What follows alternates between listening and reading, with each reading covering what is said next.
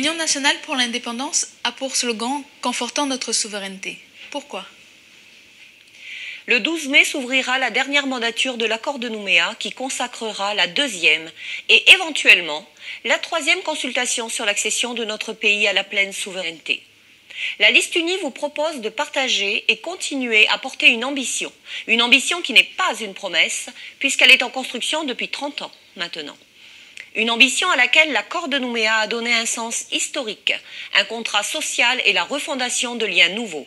Notre liste unie y a répondu depuis 1999. Là où il n'y avait rien, il y a maintenant des infrastructures de santé, d'éducation, de loisirs, ainsi qu'une économie et un marché intérieur.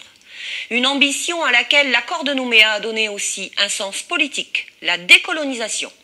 Et pour transformer cette citoyenneté spécifique, mais provisoire, en véritable citoyenneté calédonienne, la liste unie vous demande de la soutenir en lui apportant vos suffrages le 12 mai et vous propose de sortir ensemble, par le haut, en assumant collectivement notre histoire, avec ses ombres, pour ne pas reproduire les mêmes erreurs, et ses lumières pour en créer ces liens nouveaux. Vous parlez des piliers du développement durable. Comment prenez-vous en compte l'environnement ? Privilégier des modes de production et de consommation propres à satisfaire les besoins humains, sociaux et économiques, tout en préservant l'équilibre entre la satisfaction de ces besoins et l'ensemble des conditions naturelles qui préservent la vie dans notre pays. C'est autour de ces trois piliers du développement durable que sont articulées nos orientations de programme.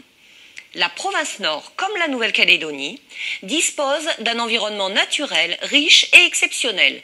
Mais cet environnement reste fragile et vulnérable face aux effets du changement climatique et surtout aux enjeux du développement social et économique. Et qu'entendez-vous par là ? Notre environnement est soumis en permanence aux pressions anthropiques liées à la satisfaction des besoins de la société. Même si un arsenal d'encadrement assure au sein du Code provincial de l'environnement le maintien de ces équilibres vitaux, le risque demeure. Comme l'illustre la décision récente accordée à une société minière d'exporter 4 millions de tonnes de nickel, décision dont les conséquences obéreront de façon certaine les opportunités et services dont on bénéficiera dans le futur au travers de nos ressources renouvelables et notre riche biodiversité.